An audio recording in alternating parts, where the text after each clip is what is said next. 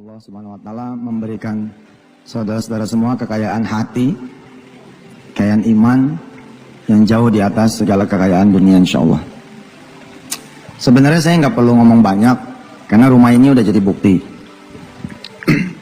Udah menjadi menjadi bukti bahwa perjalanan itu akan nyampe gitu. Tapi persoalannya kan ketika kita nyampe, kita udah nggak lagi butuh. Kalau saya butuh, saya udah tinggal di sini. Enggak tuh. Tetap tinggal di pesantren, tinggal di Ketapang. Kalau nyampe mah nyampe. Pesawat udah punya. Yang kita omongin bercanda di bulan puasa udah kejadian. Apa ini? Nah, yang jadi persoalan sebenarnya buat saya ketika ngumpulin saudara-saudara semua adalah kalau saudara minta, pasti dikasih.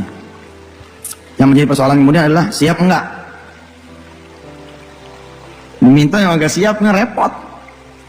Enggak, percayalah repot aja pokoknya. Nah, makanya saya memakai kalimat bersayap 40 hari menjadi kaya. Saya memakai kalimat bersayap 40 hari menjadi kaya. Ya maksudnya selama 40 hari saudara menjadi kaya, sholat berjamaah, ke masjid, yang buat laki-laki, sholat malam, dan nggak mikirin dunia, itu dia kekayaannya sebenarnya. Sekarang nih, tadi sholat asarnya di mana? Benar. Iya, alhamdulillah. Oh, udah jadi orang kaya tuh. Udah jadi orang kaya itu. Tapi kekayaan yang sebenarnya pun tetap Allah berikan. Inna nahnu narithul arda. Aku akan mewariskan, kami akan mewariskan bumi. Kepada siapa? Kepada hamba-hamba yang soleh.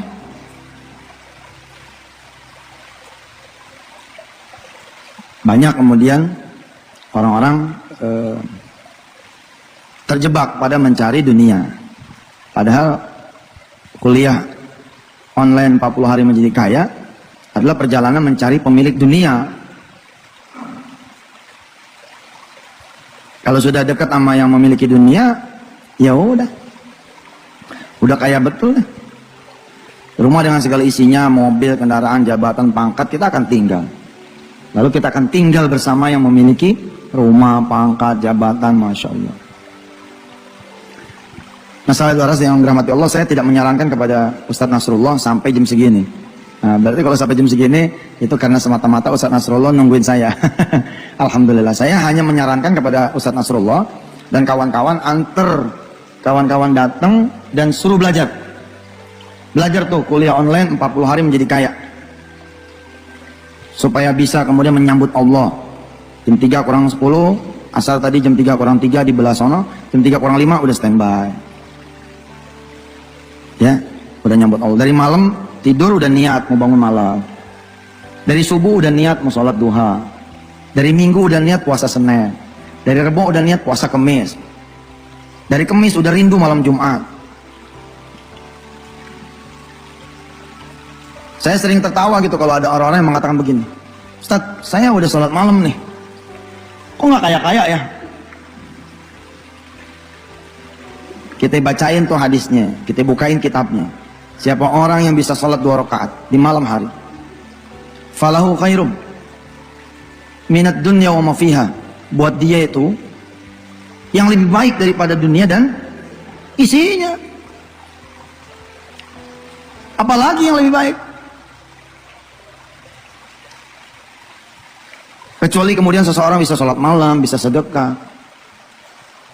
Coba ya, orang bisa sholat khusyuk setelah perusahaannya hilang.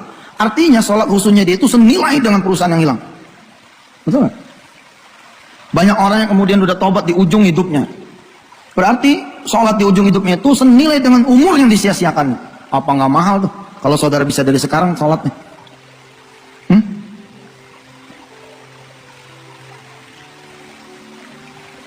Tapi, nah, nanti mulai masan yang kita copy baru mukadimah, sesi 1, sesi 2. Kalau dibagikannya betul, maka kuliah sesi 2 sudah di tangan saudara-saudara semua. Kanal kuliah online itu kurang lebih 28 kanal. Kanal 1 yang saya baru taruh. Herannya saya masih menemukan orang-orang Faizin ya dan kawan-kawan kita masih ngomel-ngomel. Padahal saya udah bilang, kanal 1 aja kalau lu pakai, itu udah lebih dari cukup. Kanal 1 apa isinya? Kuliah Tauhid. Kita belum bicara pekaya, belum bicara solusi, belum bicara hajat, belum bicara tentang dirinya, bicara tentang Allah Azza wa Jalla. Subhanallah. Nah, tapi di kuliah online juga saya ceritakan itu loh, bahwa yang maha menjanjikan ya tetap akan menunaikan manakala kita kemudian mau sujud, mau ruku, mau ikut aturan dia. Punya mulut yang ngomongin orang, punya mata dijaga, punya hati dirawat, oke? Punya perut dipelihara, punya kemaluan betul-betul kita, jaga betul. Terus keluarga lagi dibingkai ku anfusakum wa ahlikum nara. Udah insya Allah dah dikasih, dibagi mau.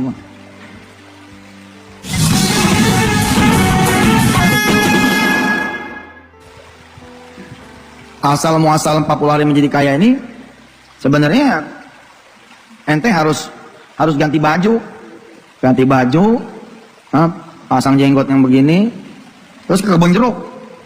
Asal muasalnya tuh 40 hari ente urut tuh, biar paham, biar ngerti kayak apa tuh harga dunia dibandingkan dengan apa yang dicari sama orang. Mereka bingung, orang-orang mencari apa sih? Dia bingung, apa sih yang dicari sampai azan aja nggak dengar, apa sih? Dia bingung tuh. Ente belajar apa sih kita kuning sampai belolotan gitu? Quran sampai 36 juz nih apa? Bukan 30 juz lagi, tapi azan berkumandang nggak datang. Apa yang dicari coba? Apa yang dipegang? Apa yang ditelen?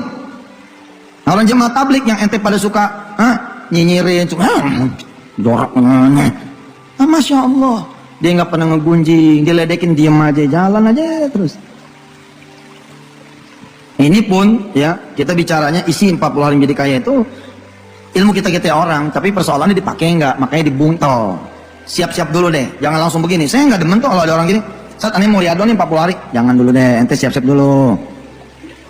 Jangan udah masuk 3 hari 4 hari nyerah. Jangan, siapin mental bahwa betul-betul akan mulai sholat subuh berjamaah di masjid yang buat para suaminya ibu. Ente pada orang laki-laki sholat berjamaah, sholat malam, sholat duha, dan semuanya dimentok-mentokin semua. Sholat duha mentok 12, sholat malam 11, sholat lohor 12. Nah, sholat lohor 12, 4 rakaat sebelum lohor, 4 rakaat sesudah lohor. Siapa yang bisa sholat 4 rakaat sebelum dan sesudah lohor, hadiahnya apa? Pahala qiyamul lail di malam ya Lailatul Qadar. Bayar berapa coba?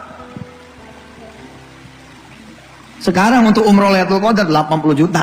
Lah kita tiap hari 80 juta. Apa nggak kaya loh? 80 juta juga belum tentu diterima, bos. Ini hanya 4 rakaat sebelum lohor, 4 rakaat sesudah lohor, dapat pahala qiyamul lail di malam Lailatul Qadar. Murah sekali. Dari mulai subuh nungguin sampai duha. Kalau nyambung dapat pahala haji. Lah haji, berapa duit haji? Kita bisa tiap hari haji. Apa nggak kaya tuh? Sekali lagi saya bilang, ketika kita menempuh dan menafikan cerita dunia, ternyata kita malah dapat dunia. Pelajaran buat kita-kita yang muda dari orang-orang tua yang hadir, pasti kalimatnya begini. Iya benar juga, kita dulu pernah ngejar dunia. Hasilnya apa? Hasilnya jauh dari anak, jauh dari bini. Rumah tangga ya begitu, kering, jempling, sepi. Kita malah dibudakin sama dunia, kerjaan no poin, itu motor itu poin, itu mobil di starter aja. Saya pernah ke orang yang paling kaya di Indonesia. Itu yang namanya tempat nyimpen mobil, itu di lantai 2. Satu gedung, lantai 2 tuh buat nyimpen mobil, bengkelnya ada, semuanya ada. Terus saya tanya, ini orangnya kemana? Orangnya nggak pernah kemarin. Itu mobil dari yang harganya 1 M sampai yang harganya 10 miliar. Terus buat apa? Satu sub juga mobilnya banyak, mobil gue memutar. Banyak pada saat ente lihat, coba minggu besok datang udah hilang lagi, ntar ganti lagi yang lain. Besok datang hilang lagi, ganti lagi yang lain.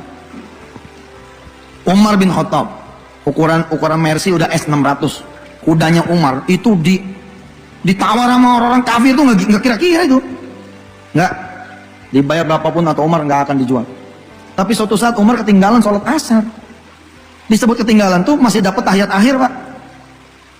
Tapi mau duduk udah nggak sempat, udah salam. Umar bicara, Jangan ada yang meninggalkan masjid sampai Umar menyelesaikan sholatnya. Karena yang ngomong Umar nggak ada yang berani ninggalin masjid. Habis salam kemudian Umar berdiri dan Umar mengatakan, siapa yang mau kudanya Umar? Hari ini Umar berikan. Ini sahabat udah mau bangun nih, kudanya Umar hari ini digratisin. Tapi apa kata Umar? Kuda itulah yang sudah membuat aku ketinggalan takbir pertama. Nggak ada yang mau sahabat, dia tahu. Ya diam aja udah begini. Kalau kita mah nggak peduli, ntar aja yang maghrib. Ambil dulu lah ntar. Karena beliau itu tahu harganya dunia. Di bawah harga takbir pertama, di bawah harga sholat asar berjamaah, maka nggak peduli lagi urusan.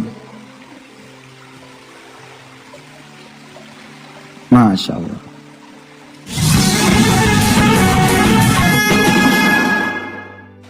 Sekali lagi saya bilang, anehnya ketika ilmu itu kemudian dititi, artinya Allah aja yang dipentingin itu, dunianya ngikut. Maka kalimatnya kalimat orang tua deh. Kalau lo cari dunia, akhirat lo hilang. Kalau lo cari akhirat, dunia lo ngikut. Tahun 2006 ada cerita menarik. Saya kumpulin ya, buat orang-orang lama udah tahu nih ceritanya. 2006 akhir saya kumpulin guru-guru TK yang honorer lagi, yang tidak percaya bahwa hidupnya bisa berubah. Saya kumpulin. Judulnya begitu, 40 hari menjadi kaya. Waktu itu Ustaz Nasrullah yang dirahmati Allah, saya yang langsung menggawangnya. Kajiannya 2. Sesi 1 sedekah, sesi 2 tahajud. Geber-geberan 40 hari berturut-turut. Sedekah di awal, di tengah, di akhir. Sholat malam dari track awal sampai 40 malam. Selesai seminar, selesai pengajian, selesai taklim, selesai workshop, ada seorang perempuan datang.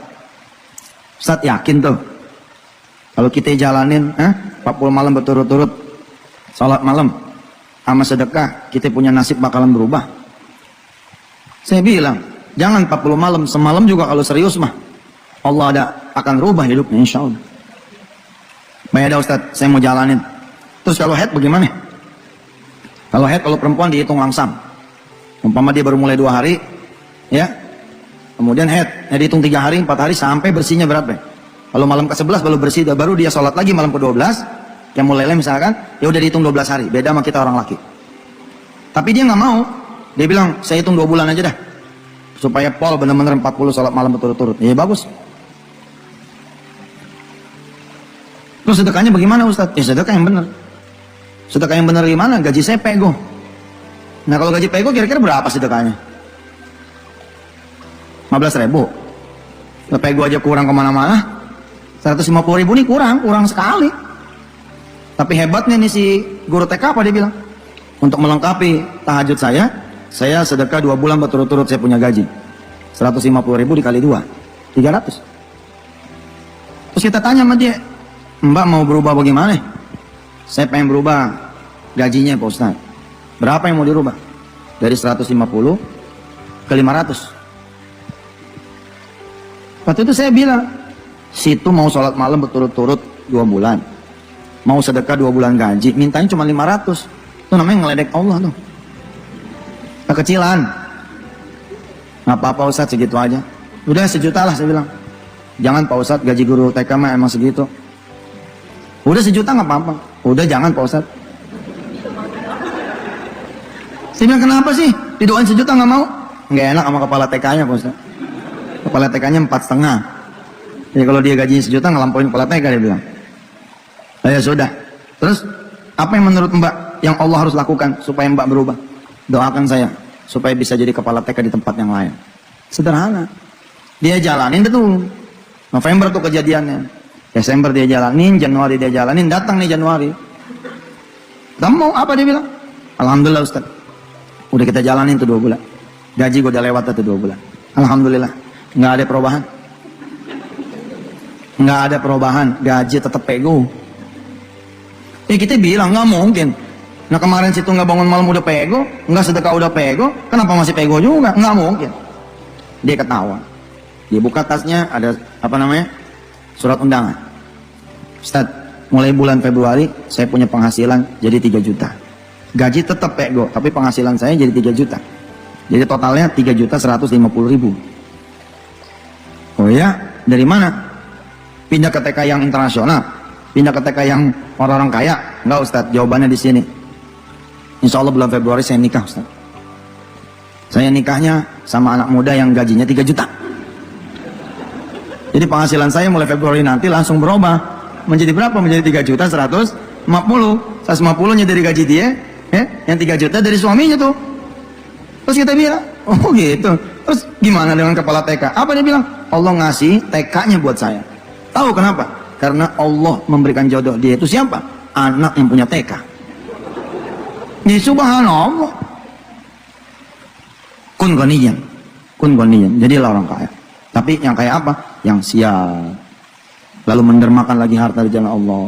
Yang setelah dikasih tambah jago sholat malamnya, tambah jago puasanya, tambah jago kemudian berdermaknya, tambah jago dia sholat berjamaah dan seterusnya.